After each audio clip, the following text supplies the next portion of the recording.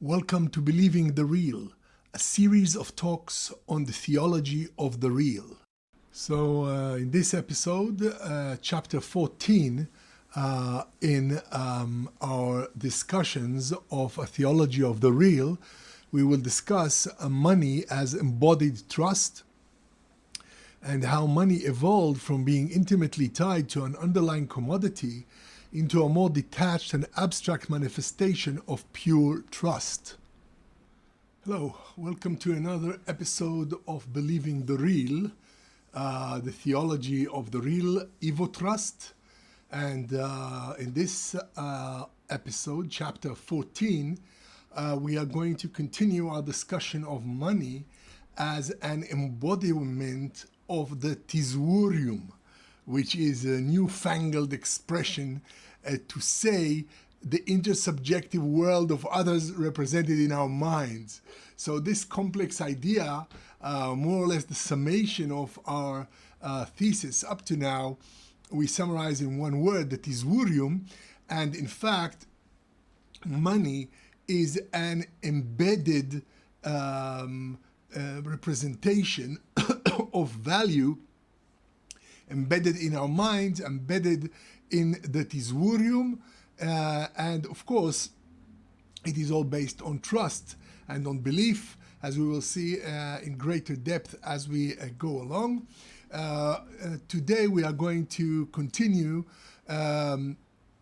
with our history of money, the way that money developed, the evolution, if you will, of money, of this strange human phenomenon, this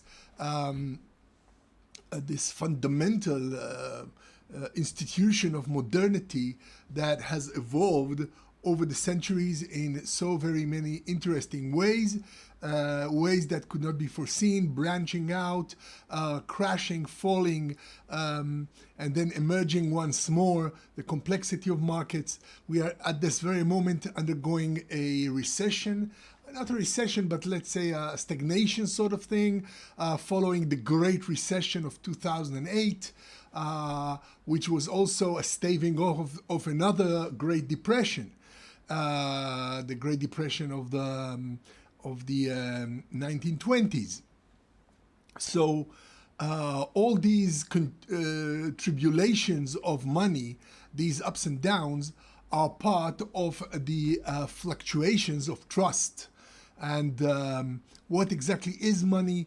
How it is an embodiment of trust, and what can be done to make the economy a more stable place and a more productive place. Well, these are all large questions, but of course everything we are going to discuss is from within our basic perspective of the real, and that real, as we have said again and again, is mediated by the sharing of experiences by many human beings, because every individual is fundamentally ignorant by nature, by the very nature of being an individual within the fabric of reality, and we can only rely on the intersubjective world of others as represented in our minds. Now, money, beyond many other things, is an embodiment of this. It mediates value throughout the world. It interconnects all people. And of course, it undercuts, as we mentioned in the previous talk, all traditional societies, all other human bonds. So in fact, money is an emerging property, is a saliently emerging point of progress in the mind of humanity, and it is constantly evolving as governments, economists, thinkers, and people strive to perfect their world, to make it a better world to live in, and part of that is the money.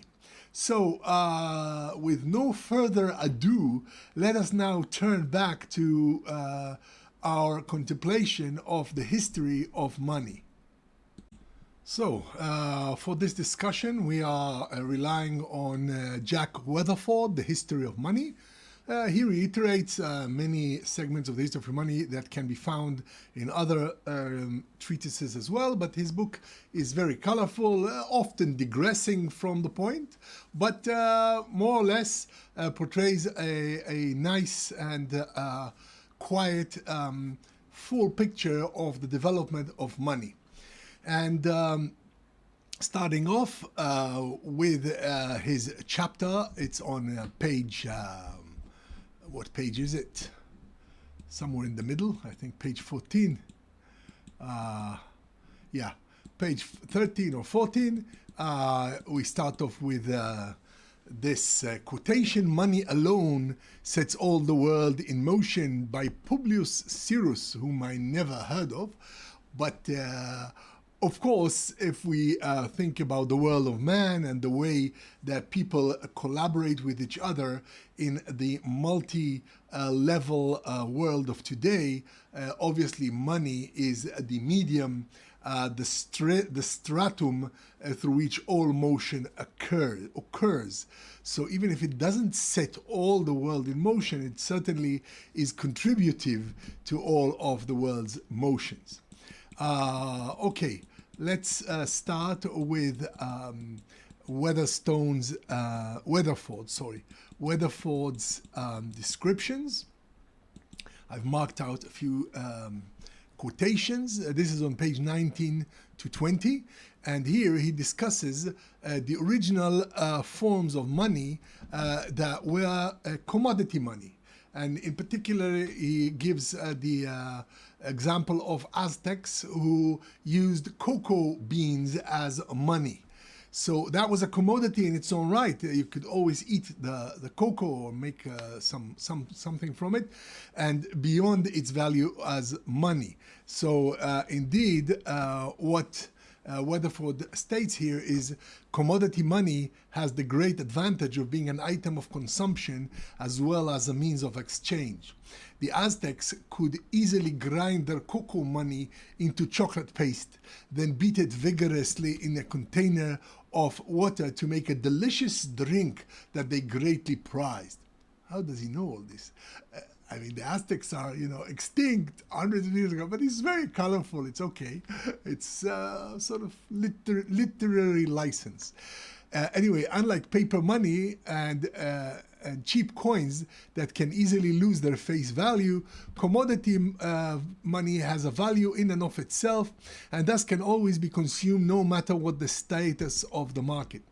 So in a way, this commodity value, it's like an equity. It's like this is the hard core of value on which one adds the extra value of the nature of cocoa beans, or the use of cocoa beans within the economy of the Aztecs as a form of money, as a mediation, as a form of mediation. However, of course, this fact masks the essential nature of money as embodied trust, because what was necessary is that all those Aztecs who used the cocoa beans believe and trust the value of the cocoa bean. They should all accept that this is of great value. And this is lurking behind the commodity. The commodity easily leads us to mistake the idea that the value is inherent in the social relationships, in the trust between people, because there is something tangible here. However, Weatherford emphasizes this. I don't know why I didn't mark this out. I'll mark it out now. In any case, that chocolate, like all other types of money, has no inherent value outside of cultural context. In order for it to have value, people have to want it and know how to use it. the Mesoamerican love of chocolate as a food and as a means of exchange contrasted greatly with the values of the first European pirates to seize a ship loaded with cocoa beans.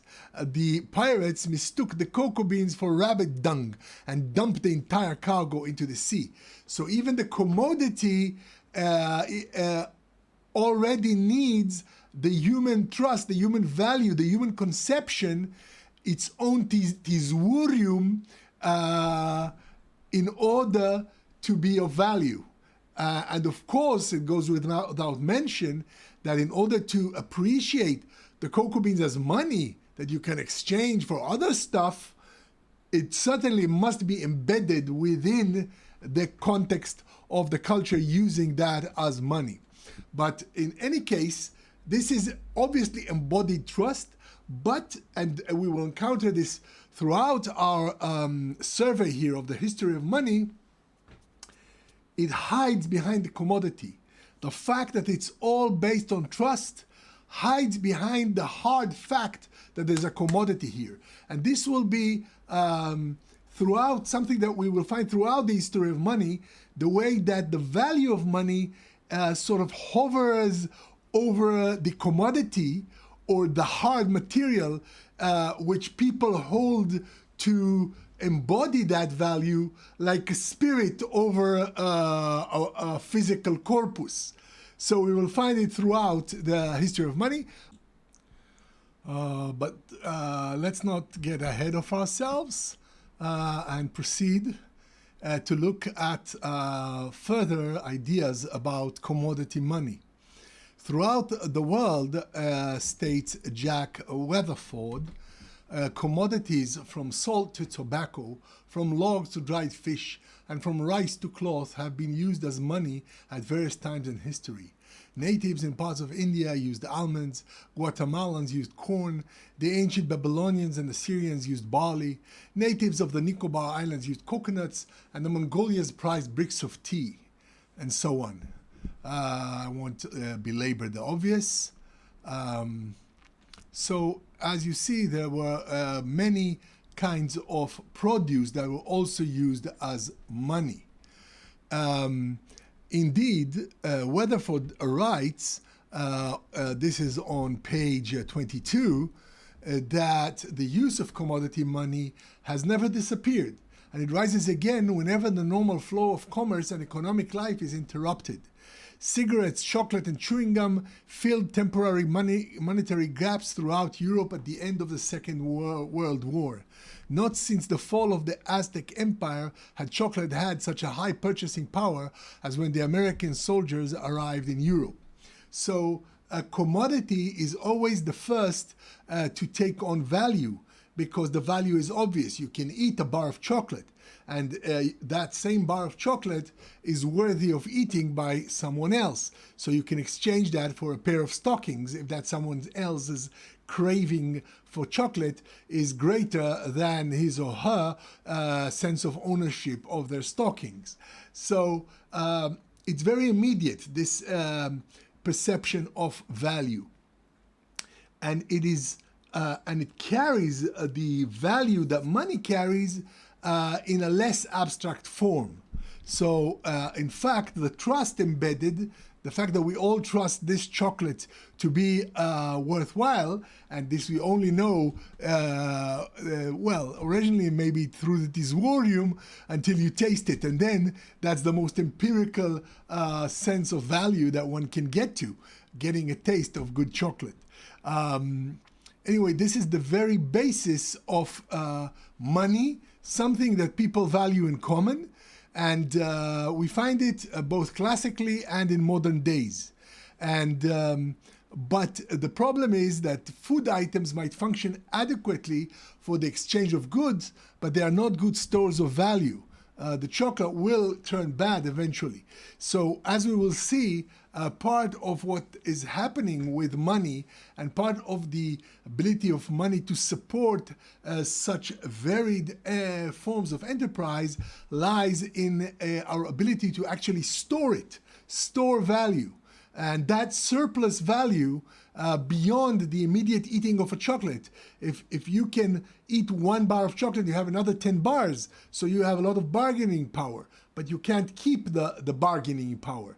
By storing money in different ways, storing value in different ways, in fact, human beings have learned to store value, and we will see later on that this is today stored not just in money, but is a lot in real estate. And it wasn't just that for by chance that the great crisis occurred around real estate. But again, I'm getting ahead of myself, so let's continue with our historical survey. I'm moving on in Jack Weatherford's book. Moving on to page, please bear with me a moment. Here we are. Moving on to page 34, where he writes about coinage, the beginning of coinage. And that coinage began in Greece. And indeed, once coins began being minted and they began bearing the value that before was given to commodities, in fact, we have the first true shift of value in the representation of the mind from something quite tangible that you can immediately eat into a medium, an intermediate medium, the coin, that stores the value on a symbolic level. So coinage gave a great impetus to commerce by providing it with the stability it had previously lacked, writes Jack Weatherford. Coins became quite literally a baseline against which other commodities and services could be more easily measured and exchanged. Coins provided the ancient merchants, farmers, and consumers with a permanent medium of exchange that was easily stored and easily transported. That ease of use, standardization of value, and durability as a store of family wealth attracted ever more people to the new commodity.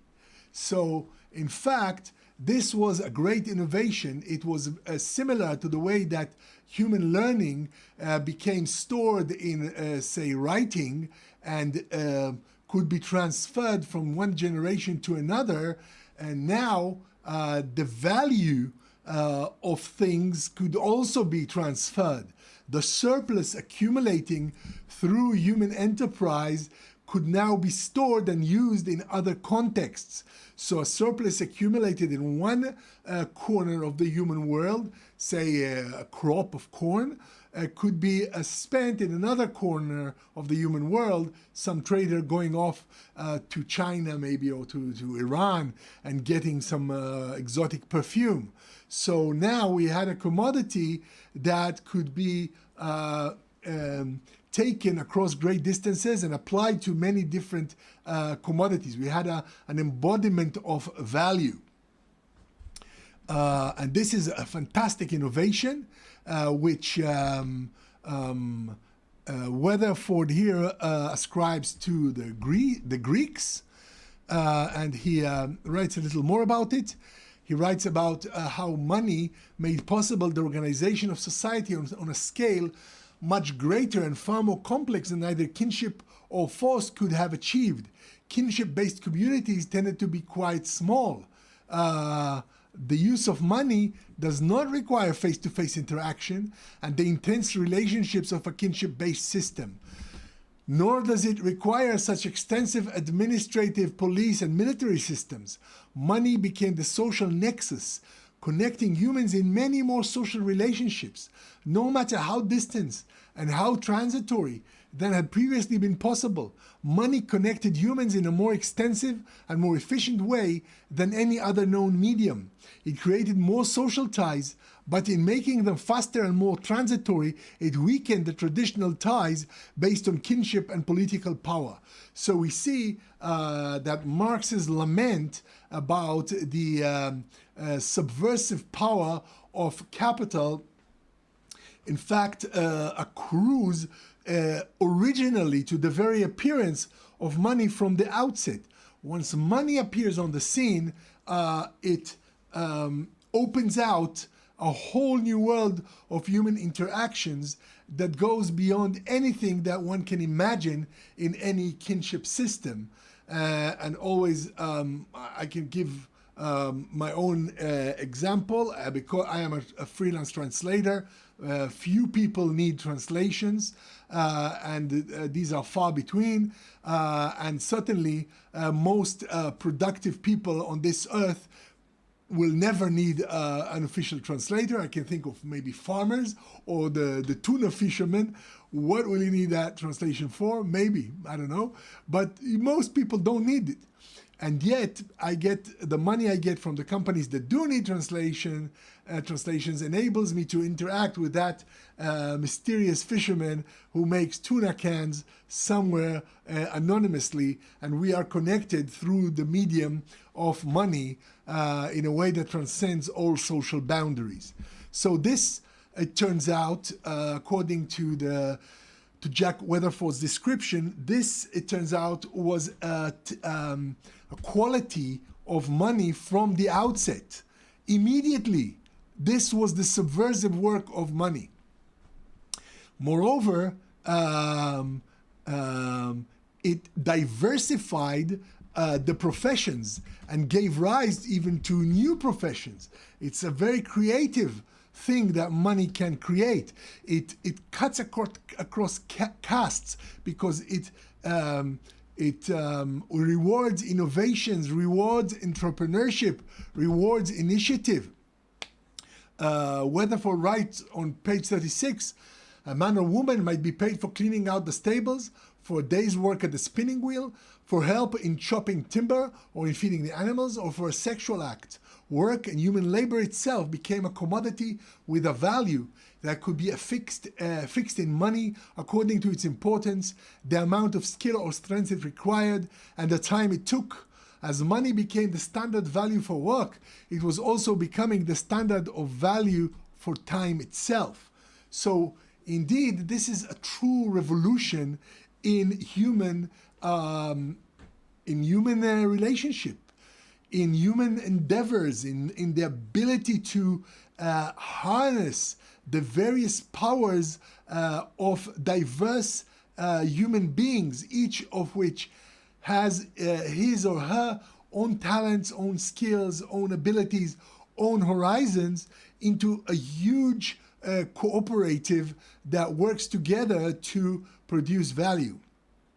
Now, this looks great, and we are now starting to, or not just starting, but we are now enjoying more and more of the fruits of this amazing innovation. But as we will see subsequently, as we continue reading Weatherford's survey, this innovation did not immediately push forth. This is the birth of money now in Greece, but we will see subsequent decline and the rise of feudalism, and the money became relegated only to certain strata of the population, while most people had their niches, like the castes in India. Each was born into his or her role within society and was tied into it, bound into it. The great freedom that money allows, and a freedom, like Janis Joplin sings, freedom's just another word for nothing left to lose, because once you become a free agent, you also have no ties. You lose all the ties. So I don't think the quotation from Joplin is relevant, but it sort of came into my head. But it's a freedom that is associated with lots of risk, with a cutting of ties, with a kind of anomie.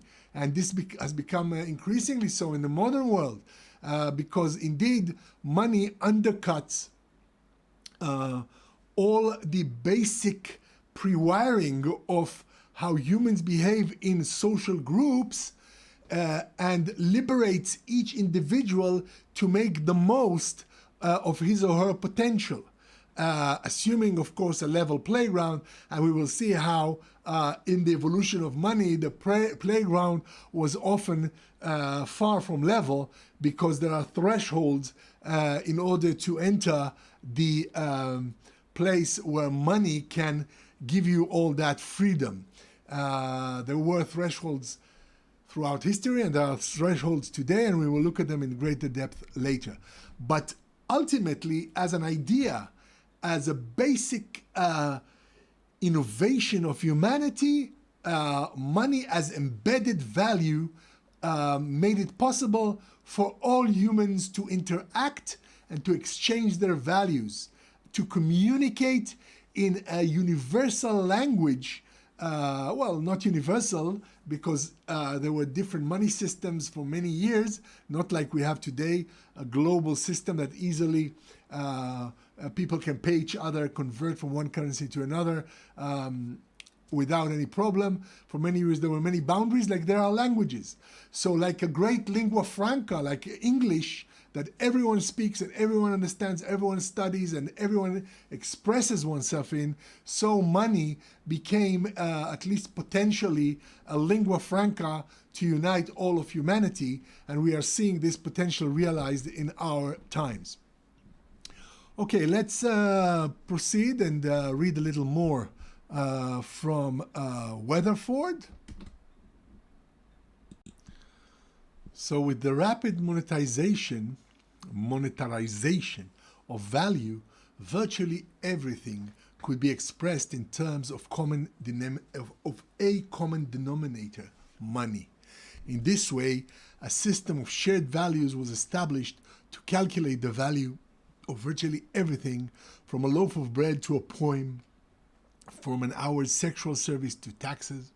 He quite repeats himself. I don't know why this issue of prostitution comes up again, although it's important because, like ultimately, when you have nothing to sell, when you are as poor can be, then selling your body can be something that will save you from starvation. And money became another way of doing that, which, with all its ills and woes, it is still better to prostitute oneself than to die. Although some figures in history would contest me, and a lot of women have died rather than prostitute themselves because they feel there is a higher value than their lives. But in any case, money indeed opened the door to that as well. Although, I don't know, because prostitution is the oldest, I don't know why I'm barking up this tree, but because we see that even in non-money economies, when things break down, if we go back to the example of chocolate, when people are starving, they will sell themselves for chocolate and not for money. But anyway, in this context, what Weatherford is trying to tell us, repeating himself, is that everything could now be quantized in money. From a rack of lamb to a month rent, everything could be expressed within the terms of one simplified system. Indeed, it is an incredible innovation, and one that embodies beyond the simplified system, beyond the value. It embodies the trust in that value. It's because people were capable of agreeing on a single medium of trust, of saying this coin, we all believe, we all trust in its value. And that is the essence of money. It is not divorced from this social agreement.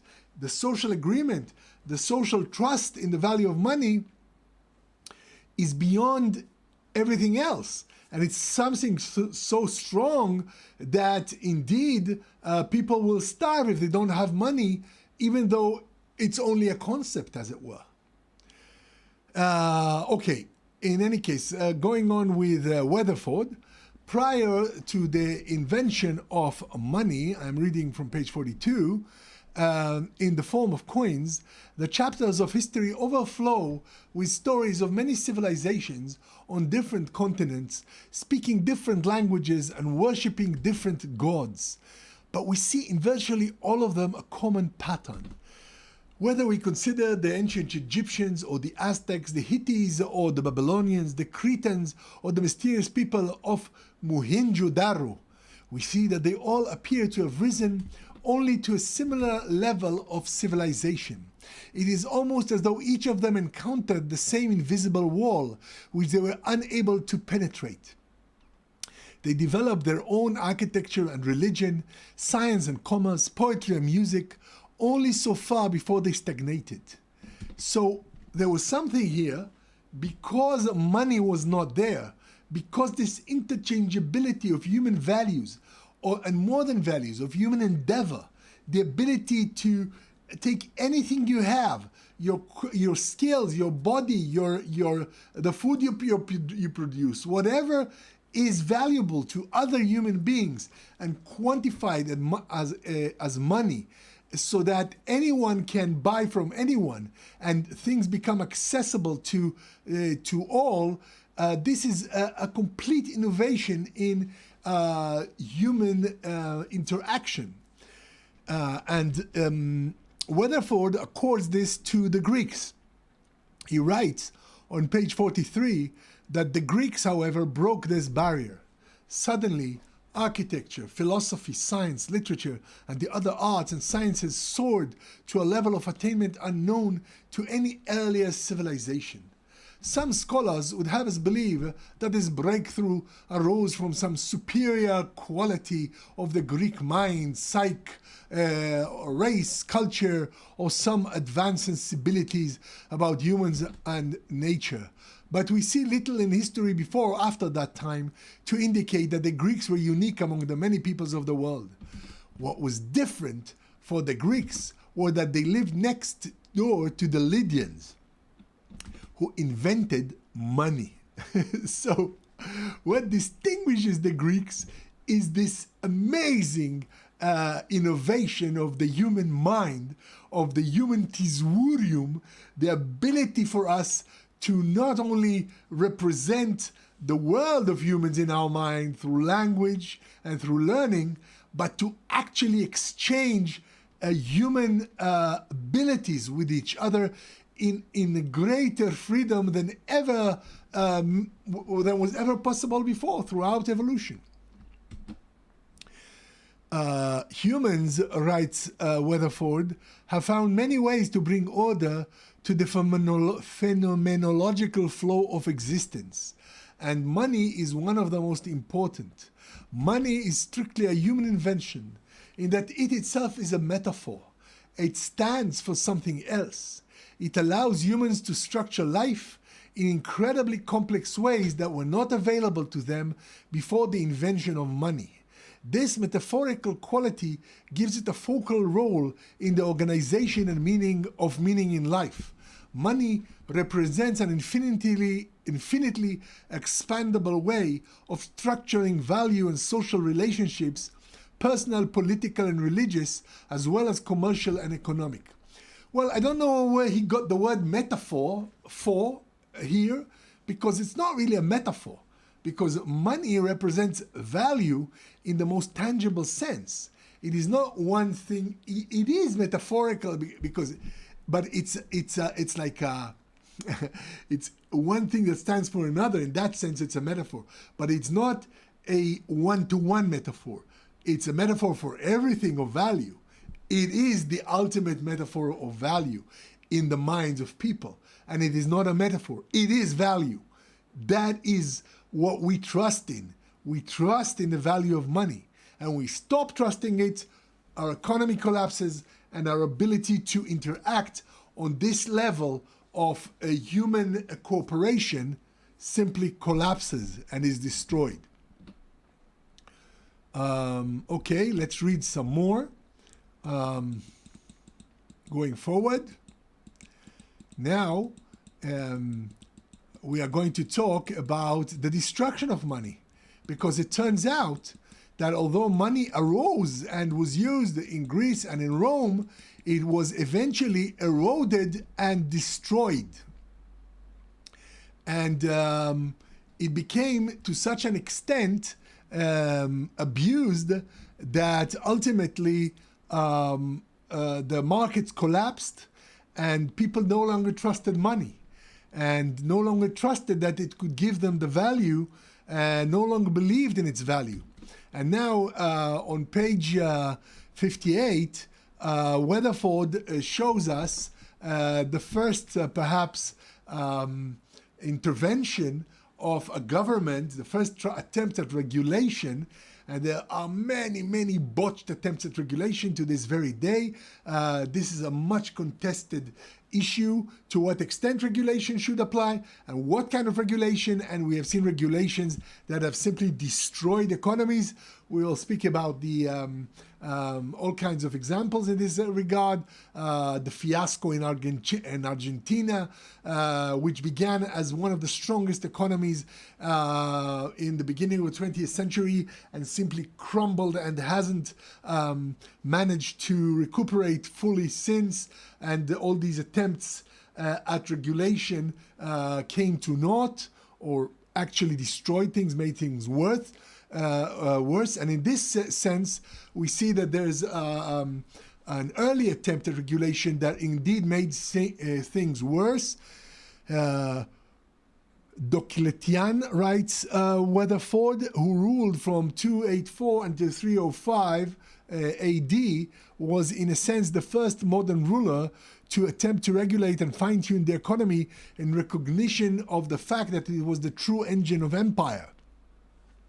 In order to preserve the system, in 301, Diocletian issued his Edict of Prices, which ordered a freeze on all prices and wages. In practice, however, rather than freezing prices, the edict prompted merchants and farmers to withdraw their goods from the market. Production declined. So we see, this is classic, this attempt, we'll find it throughout history, these attempts at government regulation. The government sees that prices are going up. Inflation is one of the great ghosts that haunt all money economies. We will discuss the meaning of inflation as regards trust. In fact, it's like a glut of trust. It's a glut of money, and then people hinge. They try to thrust their value into the excess money available, as it were. But we'll get into that in a future talk. But in any case, we see how when the government attempts to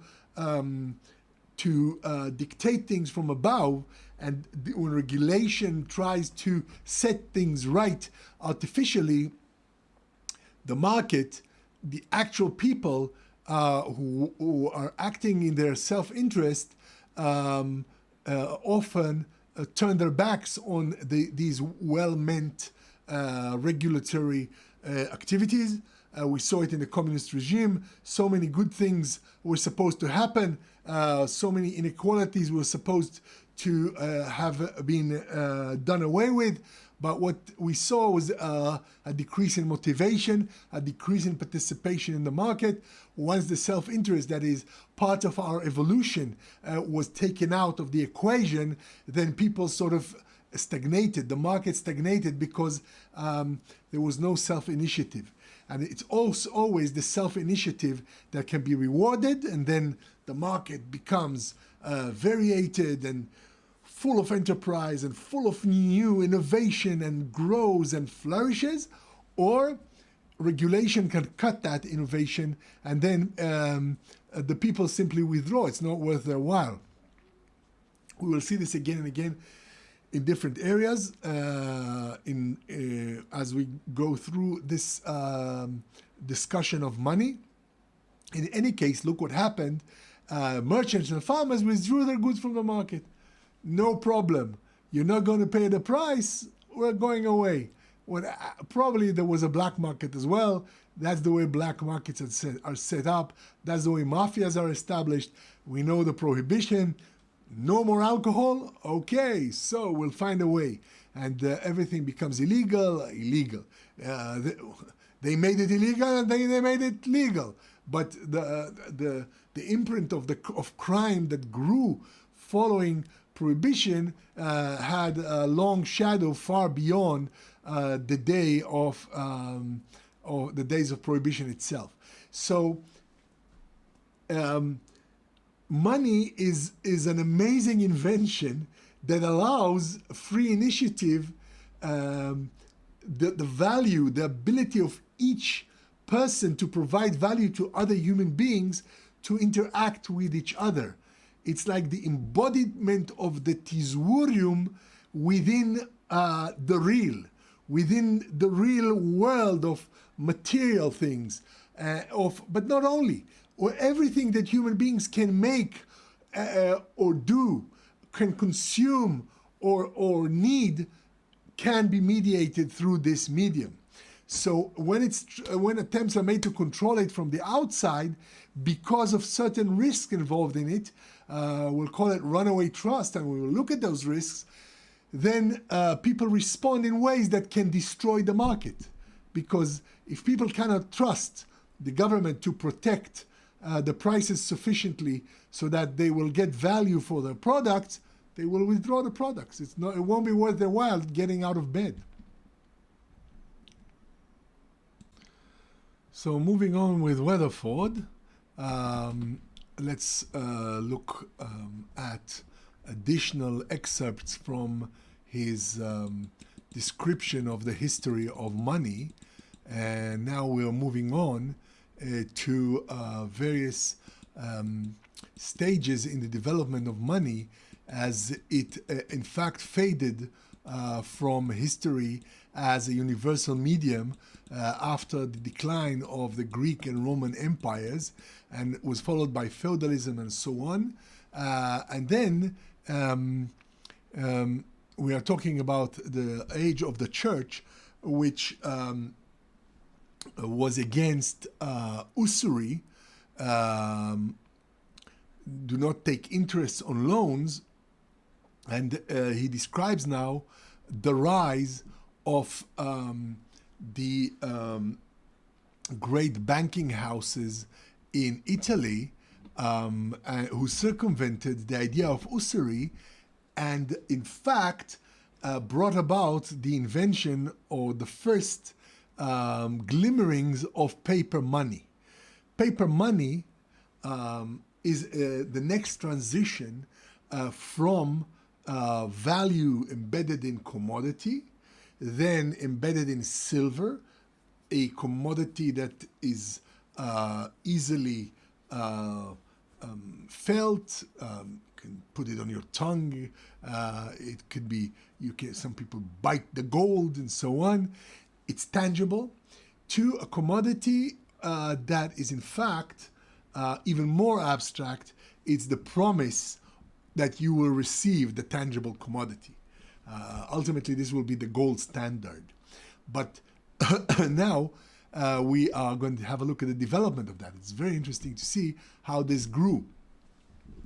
So usury applied to loans. So through the fine technical distinction between a loan and a contract, the Italian merchants built a whole edifice of borrowing and lending behind a facade that showed no sign of usury. They scrupulously avoided making loans. Instead, they traded bills of exchange. A bill of exchange is a written document ordering the payment of a certain amount of money to a certain person at a certain time and place. The Latin name for this document is cambium per letras, which means exchange through written documents or bills. This transaction was a sale of one kind of money for another kind that would be paid in another currency at a future date. So, in fact, this created an edifice of trust over the problem of exchange, because now you not only did not take interest, you just got money, and you took the bill. You didn't get money even. You deposited money, you got a bill of exchange, then you went to another city and you got money back, or vice versa. And the whole thing was negotiated by paper. So another edifice of trust was born. And now on page 74, Weatherford writes, "The magic of bank money. The use of bills of exchange had another beneficial effect on commerce. It helped to overcome a major obstacle of the time, the awkwardness of coins and the difficulty of dealing with them in bulk. This is really something amazing, because people were so attached to the physical stratum that they had to carry all that gold with them. It was heavy. Coins were heavy, difficult to transport, easily stolen, often counterfeited, and subject to dozens of other problems on the poorly guarded highways, in the lands of corrupt nobles, and at the sometimes poorly administered fairs and markets that emerged as the new commercial centers of Europe. So you were carrying these bags of gold with you. You can easily somebody could cut your purse. I think it was this ballad on Tipperary Mountain, and I found Colonel Farrell and his money he was counting. Stand and deliver, and so in short, he robbed him of his money. But if perhaps Colonel Farrell only had a bill of a contract to be paid that money, then no problem. So this is the original function of the bank. You give them your money, your actual commodity, to the bank. The bank gave you a slip of paper, and then you go to another branch of the bank and you can take it out. To this day, that's how it works. You get your salary in one place, and you can withdraw at every ATM or just swipe it in any supermarket, and the money is transferred. The old idea originated here. Now, this new Italian bank money boosted commerce by making it transpire much faster also. In 1338, a shipment of coins required 3 weeks to wend its way from Rouen to the north of France, to Avignon in the south, a distance of just over 400 miles, and the shipment faced the hazard of being lost, stolen by robbers, or pilfered by the very people hired to transport it. By contrast, a bill of exchange could be sent in a mere 8 days, and if it was stolen, the thief could not redeem it. Bills of exchange, in other words, moved faster, protected everyone involved in the transaction. Well, now we have it like in the blink of an electron. Just as fast as you can click your mouse, you can send money anywhere in the world. We are living in amazing times, really. Look at what people had to cope with, sending their bag of gold with people in ships. Despite the extra cost of 8% to 12%, a bill still proved cheaper than the cost of hiring an armed escort for a shipment of gold and silver coins or bullion. Bills of exchange helped to free money from its spatial limitations. The bills of exchange also freed money from the confines of any single currency. The merchant could designate the bill in Venetian ducats, Saxon thalers, etc., any of a dozen other currencies. The supply of bills could be written in any currency whatsoever. It's no longer dependent on the supply of gold and silver that these states had. It merely depended on the merchant's confidence in the currency. So, this is amazing. If they lost confidence in one currency, they quickly began to write their bills of exchange in another. So, the bills of exchange were also means of buttressing trust. That currency failed because that ruler maybe adulterated his silver or something, then no problem, we'll write it in another currency. So this also created a means of getting trust beyond the actual currency, of getting the trust in the value of the bank itself, of the, not the bank, the human institution that wrote the bills of exchange rather than the actual commodity being exchanged. Because when one commodity no longer could embody that trust was shifted to another one. But what was maintained throughout was the trust. Like the famous joke about manufacturing of cheap cars. that you create the body, then you spray the paint on, and then you take the body away and leave just the paint. So trust was the overarching commodity here, and you can alternate the coins under them. The bills of exchange, writes Weatherford, created new money by breaking through the physical limitations imposed by use of specie is like the actual coins, or metallic coins. The bills themselves circulated among merchants as a kind of paper money. Although the activities of services of these banks remained confined to a relatively small number of people and did not involve the average peasant or city dweller, the banks had in effect found a way to put more money into circulation. So this is like the precursor of the modern period where everyone has access to money. In that time, many of the people in the social strata did not have that access. But the merchants, those working with the banks, the traders, now had this access to international commerce. They could exchange value from one country to another, from one place to another, and this was an amazing innovation. And we will see how it rose in subsequent stages of history. Under the new system of 100 florins that might once have sat idle for years, in the Noble Strong books, this is on page 76 now, this is another amazing innovation, and again this is going to be repeated throughout history, and this is the very essence of banking to this day. In fact, we will see that in the present, in the Great Recession, the most recent crisis, this pertained to this relationship that Weatherford describes now, but let me read it out to you first. So under the new system of a bag of 100 florins that might once have sat idle for years in a Noble Strong books could now be deposited for safekeeping in an Italian bank that had access to branches across the continent. The bank then lent the money and circulated the bill of exchange as money. The noble still had his 100 florins, which were now on deposit in the bank.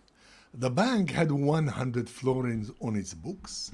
The merchant who borrowed the florins was richer, and the person who held the bill of exchange now had 100 florins as well. Even though only 100 gold coins were involved, the miracle of banking deposits and loans had transformed them into many hundreds of florins that could be used by different individuals in different cities at the same time. This new banking money opened a vast new commercial avenues for merchants, manufacturers, and investors. Everyone had more money. It was sheer magic.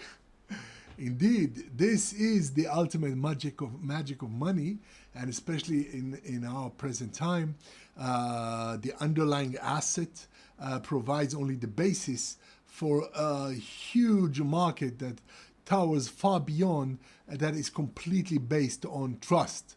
And when that trust is shaken, then as we saw in the Great Recession, we had the G20, all the countries of the world rushing to provide trust in the underlying asset, the liquidity, as it were. But because the underlying asset itself is also no more than a representation of trust. But this is a more tangible representation of trust. So we have a tendency to say that if there's enough money, tangible money, material money in the bank, then fine. It will cover those 100 florins must exist. But of course, it's only a figment, because say they weren't there and people continued to trust the bills of exchange that said they were there and used them as money, then it really doesn't matter if there was that gold there or not. And this is exactly what ultimately happens in our world with the fiat monies, but not completely, because there's still a need for the underlying asset, the collateral, to provide some liquidity. And this is a sort of chimera that humanity is laboring under, and we will discuss at greater length in future talks how this could perhaps be analyzed in a way that would perhaps open a way to a different approach to the weaknesses of the market, the volatility of it, because the volatility here is all in trust. It's easy to distrust, to say, okay, maybe there is no longer those 100 florins there. So once that doubt creeps in, and this is what happens when you have runs on banks, when you have illiquidity, because people suddenly, they're taking away my underlying asset. But as we understand now, the underlying asset itself is already an embodiment of trust. So the further usage is like an expansion of that trust into additional dimensions that allow far greater expansion of human creativity. Okay, I think we'll stop here for this talk. We will continue with our history of money on subsequent talks.